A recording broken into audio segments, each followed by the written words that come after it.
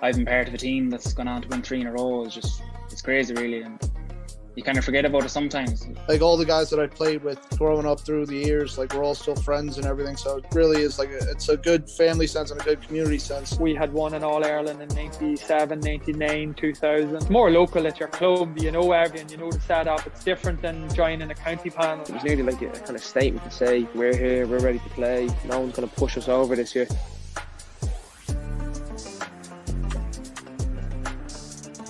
This podcast is sponsored by Declan Kirby GAA Star. Declan Kirby GAA Star is a children's GAA book written by primary school teacher and GAA coach Michael Egan. Follow the trials and tribulations of Declan Kirby and his team at Smithgreen Gaelic Football Club. The book is a very good read for any parents who are looking to get their children involved in Gaelic games. The book is available in Easons, Lidl and all good bookshops. It's also available to download on Amazon, so make sure to go and check it out. They're very good supporters of the channel and the page, so you'd certainly be doing me a good favour as well if you went ahead and checked the book out. So I do very much appreciate it. The link is in the description down below, and let's get straight into it.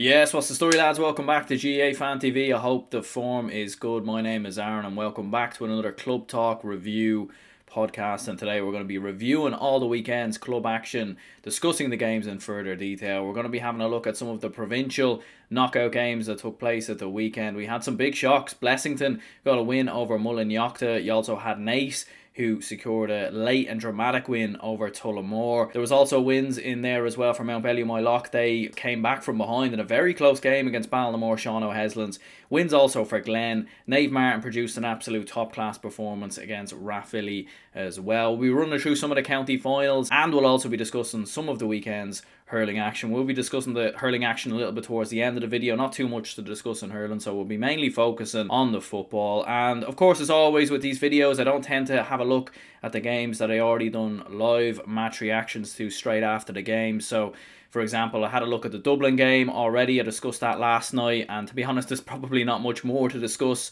in relation to that. And I also had a look at the Austin Stacks versus St Brendan's game that took place at the weekend as well. And there was also a live match reaction out straight after Knockmore's win over Ballinamore. So if you want to see me discuss those games and see some reaction to those games and some discussion and analysis, have a look at, just click into the most recent videos on the channel. Click into the most recent uploads and you'll see those videos displayed there. Now, although we're not going to speak too much about those games, I suppose one common trend that really we did see in those 3 games, and it certainly made for much discussion over social media and a lot of people really discussing that, was the quality of those 3 games, because they were pretty poor in all honesty. Now, I don't think the Mayo final was that bad in my opinion. I think there was 14 yellow cards in that game. The referee didn't really let it flow, and I think both sides were trying to attack. They were trying to make things happen. I don't think the quality of that game was that bad, where it was just lateral hand passes and whatnot. I mean, it wasn't a great game in all honesty. It wasn't a great watch, but I don't think it was anything, the style wasn't completely defensive from both of those 2 sides. Whereas in the Dublin final, and certainly in that Kerry semi-final, it wasn't particularly great, let's be perfectly honest. And especially in that Dublin game, I mean, obviously the first half, we were all being put asleep halfway through that game. 13 gone in this Dublin final, and it's more of the same. That's Kerry semi-final, Mayo final, and now Dublin final. 3 of the best football teams at inter-county, all with unwatchable flagship club games. All teams defending in numbers, none of them able to break it down. Yeah, and I've seen a lot of reaction, alright, especially to the Dublin final. A lot of people saying, oh, Dublin, maybe they're finished, or, maybe the standard isn't good enough in Dublin anymore, and, they don't have the same players coming through at club level and whatnot. But I do think it's important to, I suppose, set the record straight just a little bit about that. And also for Mayo as well, because I've seen a lot of people say, like, oh, jeez, there's no really great club players coming through Mayo at the moment, and the same, for Kerry and whatnot. Like, with county finals, there's a lot on the line. Teams are going to be defending.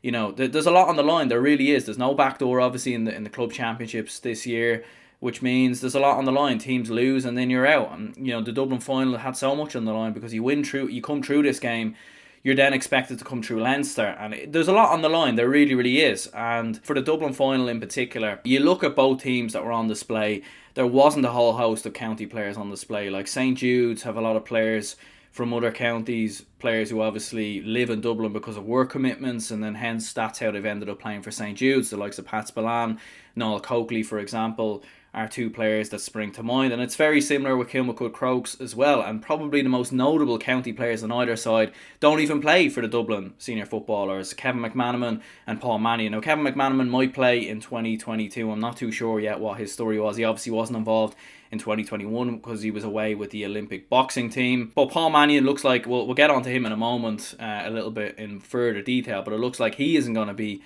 coming back in 2022 either. And then some of the other players like Tom Lahiff, Craig Diaz, and I suppose Rory O'Carroll retired, but Craig Diaz and Tom Lahiff very much on the fringes there for the Dublin senior footballers. So like, it wasn't like there was a whole host of county players. A lot of the county players in both Dublin and Mayo obviously can commit to their club straight after the back of a county season, which is probably one of the reasons why Ballymun Kickums and Dublin probably have the best team in terms of county players, but a lot of those players can't commit to the county side or can't commit to the club side because of the fact that they're just coming straight off the back of a county season. So you know, that's one of the main reasons why Ballymun Kickums tend to get caught year in, year out. And the same probably applies to Brafey as well, who have a whole host of talent in there, like the O'Sheas, for example. But because they're coming straight on the back of a county season, a lot of the time Brafey end up getting caught. There certainly is still talent coming through the ranks there at the moment in Dublin. Like Alan Connolly, for example, I thought had a great game for St Jude's. I thought he was very impressive, could easily break through the ranks. And Pat Spillane, whether he plays for Kerry or Dublin, I'm sure could break through. So, you know, conditions probably played their part in the low-scoring games a little bit as well, although I don't think it was entirely down to conditions, in my opinion, because we did see a lot of cracking games at the weekend as well, so I don't think he can put it all on conditions, but it probably did play its part. And I do think St Jude's and Kilmacud Crokes, maybe not so much Kilmacud, but St Jude's are known to be more of a defensive kind of side anyway, so look, the standard wasn't absolutely brilliant, but it was only 2 or 3 weeks ago we were speaking about, you know, a cracking game between Kilmacud Crokes and Ballyboden St Eunans, a cracking Tyrone game as well, and there's been some brilliant Mayo games as well. So I don't think we should fly off the, you know, handle very quickly and say, oh, the standard is really poor and this and this and this. It wasn't great, but let's just wait a little bit until we go further on in this club championships. And we were speaking with the fact that Paul Mannion is likely not to return to Dublin in 2022. And the main reason why is because the Kilmacud Crokes senior football manager, Robbie Brennan, was speaking with some reporters after that victory over St Jude's. And he pretty much ruled out Paul Mannion returning to Dublin in 2022. Now, I found this a little bit strange, in all honesty. So we'll just bring up some quotes on screen as to what he exactly said. So he was asked if he expects Mannion to return to the Dublin squad. And the Crokes boss said, my own opinion, no, I think that's it. I think that's the last you'll see of Paul. What he has done in the game has been absolutely phenomenal for Dublin and Kilmacud. I would say he'll just enjoy his football. That's my view, but Paul might have something different on it. I found that quite interesting. Like, he completely rules it out for Paul Mannion. Like, I don't think it's really Robbie Brennan's place to be saying whether Paul Mannion plays for Dublin in 2022 or not. You'd wonder if he's saying something to Paul Mannion behind the scenes or something like that and kind of trying to convince him to play for Kilmacud Crokes, and that's the reason why he's put this out there. I did find it quite strange. Like, Paul Mannion was asked something similar, obviously, at the end of Kilmacud Crokes' win over Ballyboden St Eunans, and he completely dismissed it. He didn't say whether he would or he wouldn't, and the reason mainly being was because if Paul Mannion said he was going to play for Dublin, or if Paul Mannion said he wasn't going to play for Dublin, it was going to be a story, and it would have overshadowed Kilmacud Crokes' win over Ballyboden St Eunans. And that's kind of what happened here. Like, this morning on Monday, everyone's talking about the fact that Paul Mannion might not play for Dublin in 2022, rather than Kilmacud Crokes' big achievement. And I did find that quite strange that the manager, in many ways, took the gloss off their achievement in beating St Jude's. So a little bit strange in my opinion. Don't really think it's his place to be saying whether Paul Mannion comes back in 2022 or not. Whether there's much truth to this, I don't really know. I mean, to be honest with you, I don't think Paul Mannion will come back in 2022. The fact that Kilmacud Crokes are probably going to go on a bit of an All-Ireland run in the club's scene now as well. I just couldn't see Paul Mannion committing for 2022. He's only 28. He's still got a lot more years left in the tank. He could easily come back in 23 or 24. So, strange comments here. Now, as I said before, I did already record a live reaction to Austin Stack's win on penalties over St Brendan's in the Kerry Senior Football Championship semi-finals. But there was another game that took place in the Kerry Senior Football Championship semi-finals at the weekend, and it was between Kerrins O Rahilys and Dr. Crokes. And Kerrins O Rahilys produced a bit of a shock, in all honesty. They won the game 15 points to 14. Dr. Crokes were certainly going in as favourites, and Kerrins O Rahilys haven't won the Kerry Senior Football Championship since 2002, and they haven't been to a final since 2008. And certainly for Dr. Crokes, with some of their players in their ranks, like we said in the preview, Micheál Burns, Gavin White, Tony Brosnan, so much quality in their ranks that maybe they would have even been favourites for the final if they had to come through this game. But it was O Rahilys who won the game, and they actually trailed by 6 right after the restart, and certainly you would have felt from that point with Dr. Crokes' quality that they would have been able to see the game through. But Kerrins outscored Crokes 12 points to 5 from there until the end of the game, and even finished the last 20 minutes with 14 men. But that didn't stop them, and they managed to claim a huge achievement, beating Dr. Crokes 15 points to 14. Some scorers on the day for Kerrins O Rahilys: Jack Savage with 8 points on the day. You also had BJ Keane and Hayes hitting 3 points in there as well. For Dr. Crokes, Tony Brosnan with 7 points for them from frees. Micheál Burns, David Shaw and O'Leary also, I suppose, contributing with a couple of points in there as well. So a big win for Kerrins O Rahilys, progressing on into the Kerry Senior Football Championship final. And it'll be interesting now to see them going up against Austin Stacks. Stacks will certainly be the favourites. That's an all-Tralee clash as well, so it will be a derby, a bit of a local rivalry between them two. And it should certainly make for an interesting viewing, no doubt about it. That final, I believe, is in 2 weeks' time, so we'll certainly keep an eye on that game when it does come around. Just running through some of the other big county finals that happened in Munster in particular first of all, and then we'll take it on a provincial or a province by province basis. So you had Knockmore Castleiney, and they won their first tip championship since 2014, and who else but John McGrath scoring the winning goal deep into injury time. I mean, it just had to be John McGrath. I mean, who else could it be to score the winner? I mean, absolutely incredible stuff. And actually, as a matter of fact, we'll show this goal right now. I believe a couple of people put it up on social media, so let's have a look at John McGrath's winning goal against Clonmel Commercials in the Tipperary Senior Football Championship final deep into injury time. Knockmore 1 point down, a chance to level it up here now. Here we go. Conor Ryan taking his time, kicks with the right boot all the way in. It's shot into the goalie's hands, cleared by Michael O'Reilly. Outside him here now to Michael Murphy. Murphy moves it on to Fahy. They're breaking from defence here. Knockmore swarming them how. That Knockmore, they've turned it over. Brilliant play by Brian McGrath to turn it over into Kieran McGrath, into Lee McGrath, into John McGrath. John McGrath has won the county final. A goal by John McGrath. A goal for Knockmore Castleiney. Oh my God, I can't believe it, Stephen. Listen, if we thought the hurling final last year exciting, we thought the football final was exciting. This is unbelievable. I don't know, was it Peter Murphy or maybe Michael Liam Ryan was dispossessed. Knockmore kept the ball live. Liam McGrath didn't just pop it over and get the equaliser. Yeah, so as you would have seen there, all the McGraths contributing for that goal, and it very much sums up Knockmore Castleiney. I feel like that's the most Knockmore Castleiney goal you'll see in 2021, where all the McGraths are contributing, and eventually it is none other than John McGrath who scores the winning goal. And fair play to them, you know, Clonmel Commercial certainly came in as favourites, and with Knockmore Castleiney having played in the hurling final last weekend, one would have expected Clonmel to probably get the job done with players like Kevin Fahy and also Mickey Quinlivan in there. But fair play to Knockmore Castleiney, like a huge victory for them. John McGrath scored 1-2 on the day, Conor Ryan with 7 points, Lee McGrath scored a point, and even the fact that they had Brian McGrath and John Marr injured before the start of the game, that probably shows their resilience really to find a way through, and they just always seem to give themselves a fighting chance, and that's what they've done in this game. Massive congratulations to Knockmore Castleiney. They'll actually play Air Og of Ennis, of Clare I should say, in the first week of December in the Munster Club Senior Football Championship, so that should certainly make for an interesting viewing, no doubt about it.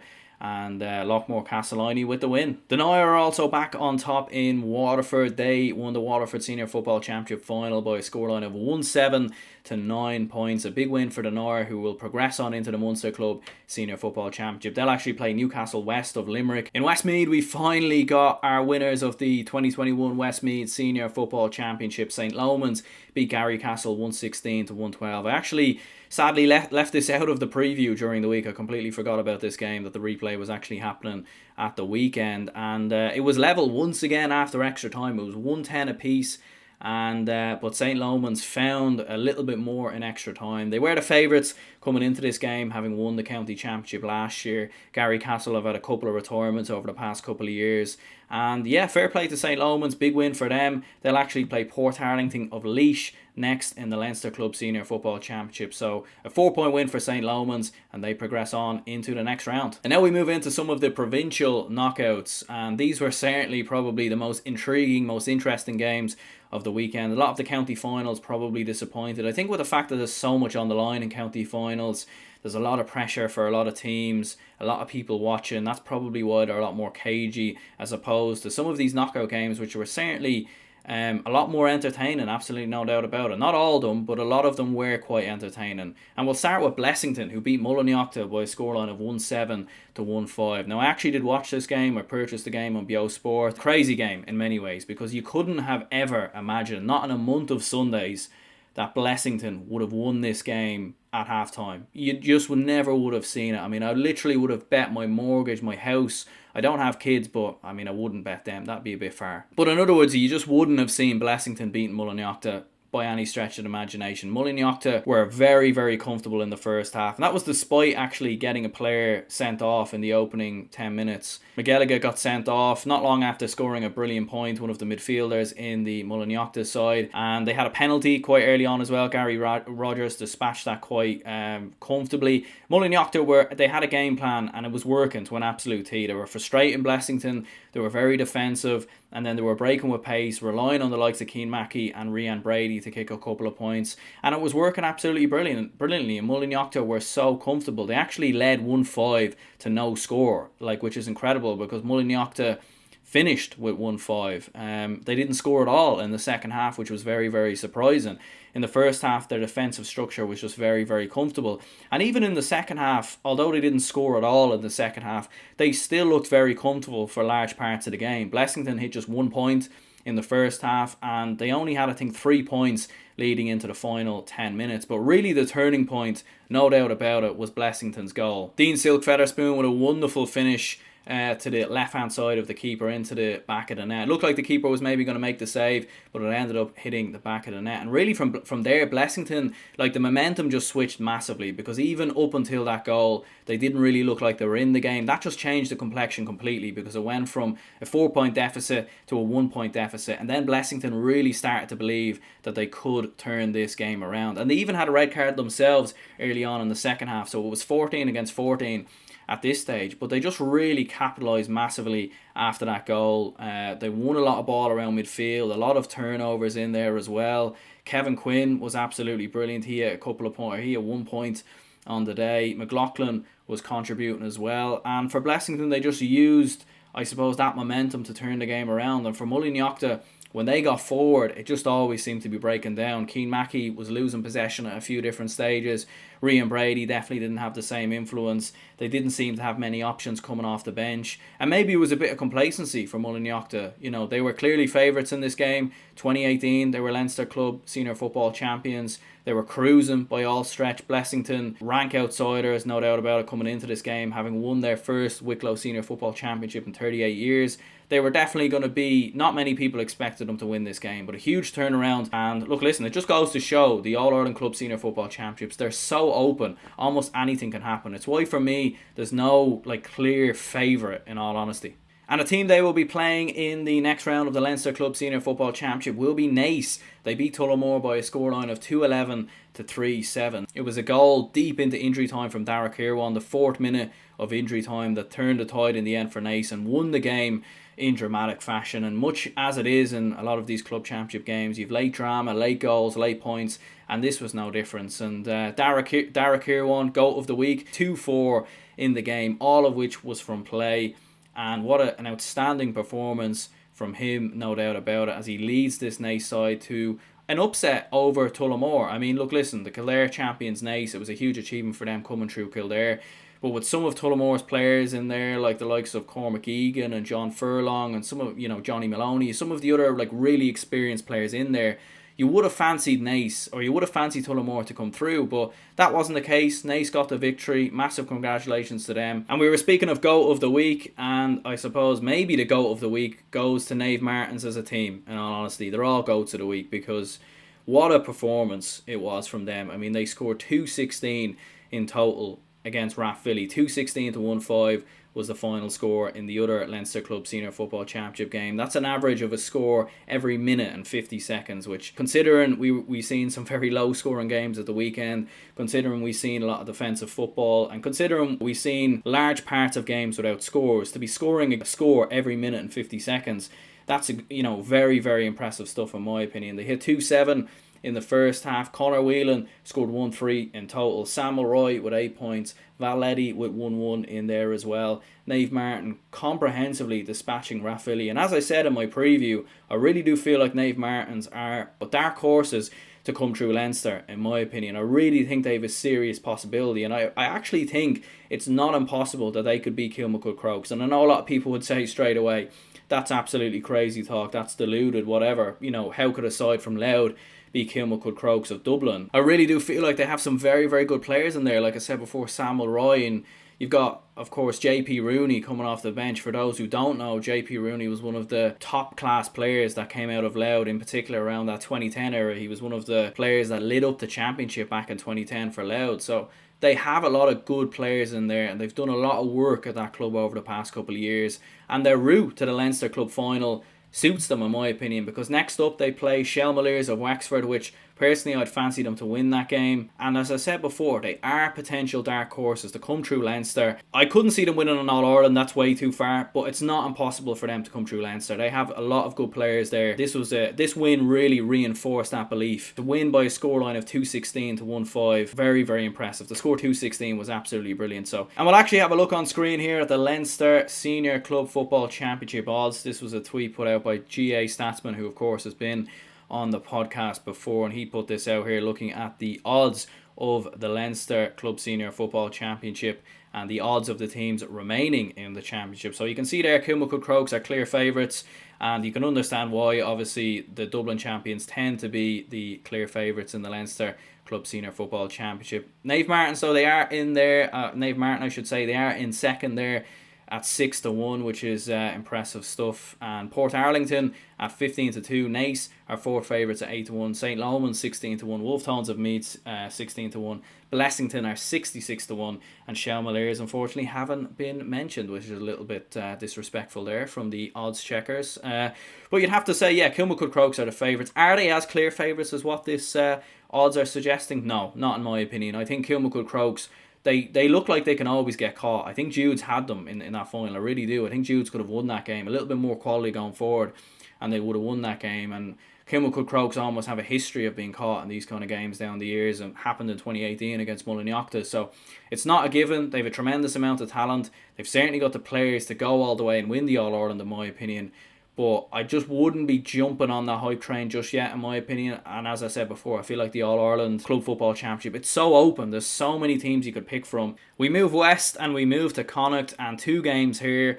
I suppose the main game was Mountbellew Moylough, who overcame a bit of a deficit. They're actually 6 points down against Ballinamore Sean O'Heslins at half-time and came back to win that game. But we'll touch on Tourlestrane first of all, who beat St Eunans 9 points to 4. Cathal Henry, James Leonard, Liam Gaughan, Brian Egan and Gary Gaughan all getting on the score sheet there for Tourlestrane, who overseen a rugged St Eunans side. Only a 5-point victory in the end, and I was keeping an eye on the scoreline on the What's the Score app, and St Eunans were keeping quite in touch with Tourlestrane throughout the game, there's no doubt about it. It was just in the final sort of 15 to 20 minutes where it looked like Tourlestrane pulled away. So big win for Tourlestrane, their first win in the Connacht Club Senior Football Championship since 2012, and they will play the champions of Mayo, Knockmore, next in the semi-finals of the Connacht Club Senior Football Championship. And as we were just saying before, it was Mountbellew Moylough who progressed through to the Connacht Club Senior Football Championship semi-finals. They beat Ballinamore Sean O'Heslins by a scoreline of 16 points